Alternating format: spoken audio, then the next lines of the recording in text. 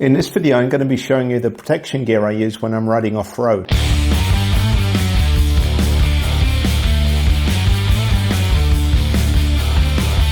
And before I go through my protection gear, I want to thank Doug for this awesome t-shirt all the way from New Zealand. Doug lives in New Zealand, but is over this week in Japan to watch round 2 of the World Trials Championship at Motegi. And he's here with his 2 boys. And he's been a subscriber of Tokyo Off-Road for quite a while, and also a customer. So I arranged to meet him, and we had a coffee and a long chat about dirt bikes. So really good to meet him and his boys. So I had some requests to go through the protection gear I use while riding off-road. So I'm going to start at my head and work down. So my helmet is a KTM branded Airoh Aviator 2.2. It's very lightweight and has excellent ventilation. So my head shape is a medium oval, and I get no pressure points using it. So I can wear it all day. Very comfortable, highly recommended. And the goggles I'm using for eye protection are 100% Racecraft Plus. And these have a injected polycarbonate lens, which can withstand some high impacts from sticks and stones. So highly recommend getting some good goggles for eye protection. And beside that is my neck brace. This is a Leatt carbon fiber model.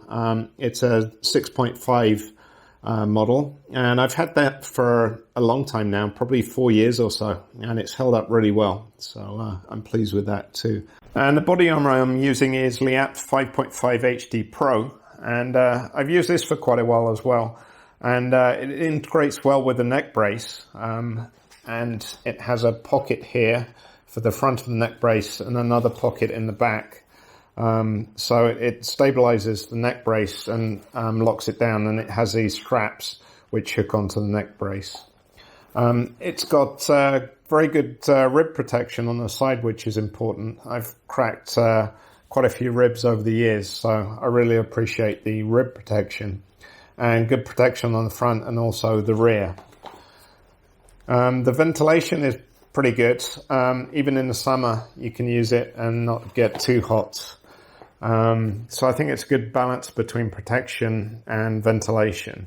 One thing I don't like is the shoulder pads, so I've actually removed them. I'm not using them. And I rode with a backpack and found that the backpack straps interfere or press down on where the shoulder straps join, and were causing pressure points. So that's a bit unfortunate. I have to figure out how to attach them in a different way.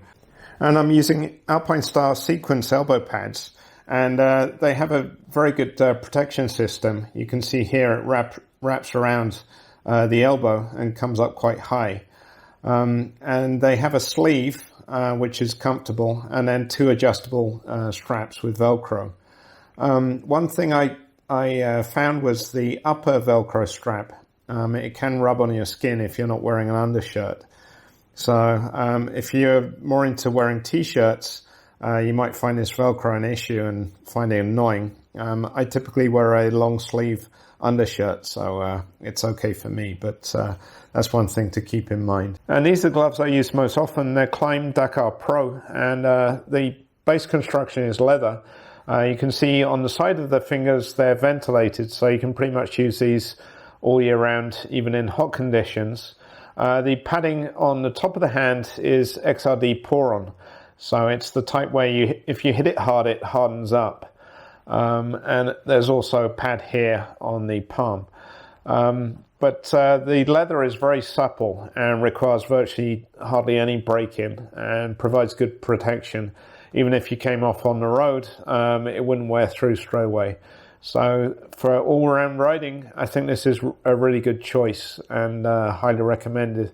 I really like this articulated part on the top of the hand. It allows you, when you're bending your fingers, it doesn't pull on your knuckles. So I think that's a really good design. I did look on the Klim website earlier today and saw they have a new model out. So if you're buying some new ones, you might not find these, but hopefully the updated model is just as good as these. And these are my knee braces. They're Podkate version 2. They're very strong, lightweight, and fit my knees really well, and offer a very good level of protection. Compared to previous models, they've got some cool features. One is the knee pad system is completely redesigned.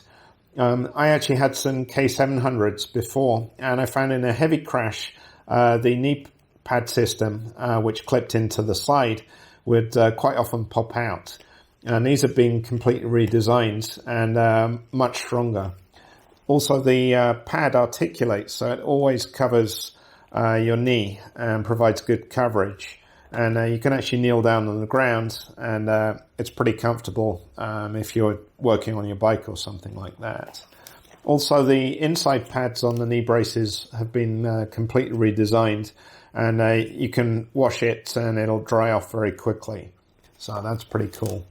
And one of the biggest new features is the ligament inside here has been redesigned and is much stronger than the old version. So on my K700s, I'd have to replace the ligaments fairly often. On these, you definitely won't need to do that as regularly. So I really like these, highly recommend them. They're not cheap. And certainly with knee braces, no matter what model you get, it's important that the fit is very good and they're comfortable. So if you haven't had knee braces before, highly recommend going to a shop and trying lots of different models and brands on and find one that fits your legs. And for protection underpants, I use these Troy Lee 7705 pants, and they have good coverage of the padding, both on the side and rear. And I wear my knee braces on top of these, so the pads don't come down too far to interfere with the knee braces, which is good. And also the material is a good thickness, so I can wear these year round without getting too hot. And finally, boots. I use Sidi Crossfire 3 SRS boots. The SRS is the replaceable sole system, which I really like. I had Crossfire 2 SRS boots, and I didn't like those so much. The sole system was different, and the toe area on the sole would often pop off and be a bit of a pain, but they're completely redesigned the sole system, and I haven't had any problems at all so far, so I'm really liking these. Really strong boots. They can take some massive impacts and not hurt your feet at all. The buckles are excellent. Ride all day. I don't think I've ever had a buckle undo while riding.